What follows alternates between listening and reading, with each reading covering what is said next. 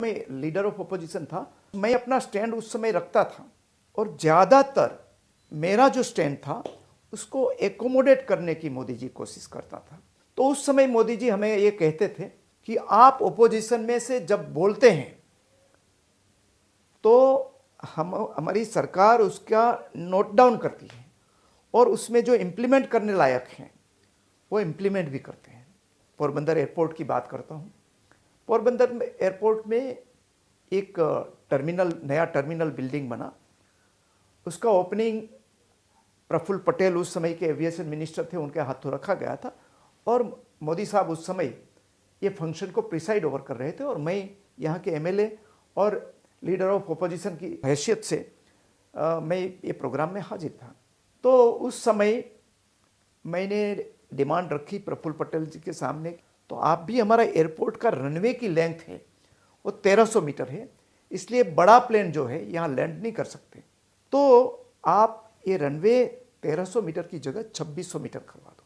तो उन्होंने हाँ बोला कि मोदी जी हमें लैंड दे दे तो हम ये कर देंगे। उसी समय मोदी जी ने पब्लिकली कहा कि हम ये आपको लैंड देंगे, आप एयरपोर्ट का एक्सपेंशन कर दीजिए। तुरंत उन्होंने कलेक्टर को सूचित किया कि जल्दी से प्रपोजल भेजिए।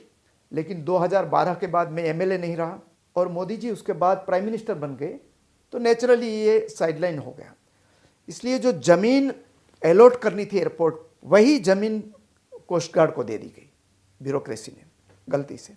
मुझे लगा कि कोस्ट गार्ड तो डिफेंस सर्विसेज में आता है, उनको रोकने की क्षमता गुजरात सरकार में तो नहीं, वो तो सिर्फ पीएम साहब कर सकते हैं। तो मैंने गुजरात के मुख्यमंत्री विजय रूपाणी जी को बात की कि मोदी जी पब्लिकली ये प्रॉमिस देकर गए हैं।